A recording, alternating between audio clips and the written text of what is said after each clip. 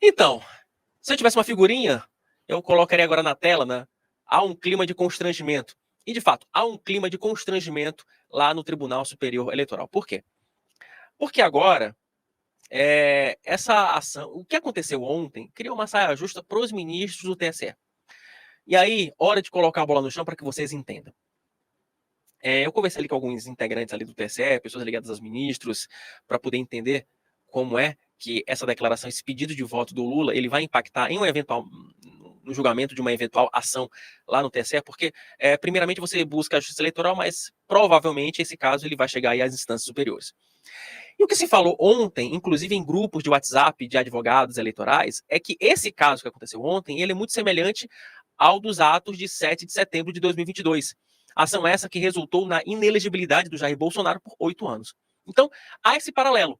O próprio Deltan Dallagnol ontem foi às redes sociais falar sobre isso. Então, há esse paralelo de que esse caso específico, ele é muito, mas muito semelhante ao que aconteceu em 2022. E a pergunta que cabe agora é: como é que o TSE vai julgar esse processo? Qual vai ser a argumentação? Eles vão livrar o Boulos de uma eventual inelegibilidade? Porque, em teoria, se for estabelecida a mesma jurisprudência do caso Jair Bolsonaro, o Boulos ficaria inelegível até 2032. Mas isso em teoria. Porque, na prática, já há um movimento para livrar tanto o Lula quanto o Boulos de uma inelegibilidade ou de um abuso, ou de uma acusação de abuso de poder político e econômico. Porque é o seguinte, gente. O Lula já foi condenado em 2 ações, em 2010 e também em 2022, por propaganda política antecipada. E nos 2 casos, o Lula ele foi condenado ao pagamento de multa. Multa que pode ser de até R$ 25.000, dependendo aí da gravidade do ato. Outra questão que também tem sido pontuada por assessores e pessoas que acompanham esse caso de perto é que o Lula falou para sua claque, falou para os seus, falou para a sua militância.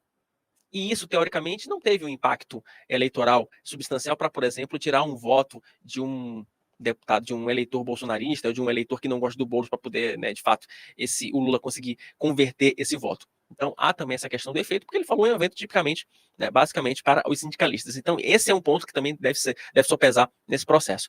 O agravante, nesse caso, é que foi usada a estrutura estatal. Foi utilizada uma transmissão do canal governamental no YouTube. Tanto é que o governo federal, já vendo, né, percebendo que houve pedido explícito de voto, já resolveu tirar esse material do ar. Então, o fato é que não vai ser surpresa para absolutamente ninguém se esse caso resultar apenas em uma multa de R$ 25.000. E é esse o cenário esse é o cenário que vem sendo desenhado lá no Tribunal Superior Eleitoral. Tá bom? Então, é isso. Não esperem muito, não esperem uma punição além disso, tá, gente? Esse caso deve ficar realmente, no caso, deve ficar numa multa.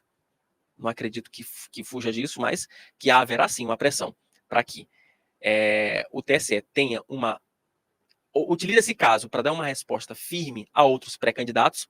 Isso há uma pressão. E essa pressão é que os ministros dizem que tem sido desnecessária. Ou seja, o Lula criou um constrangimento, na visão dos ministros, absolutamente desnecessária em um caso como esse. Tá bom?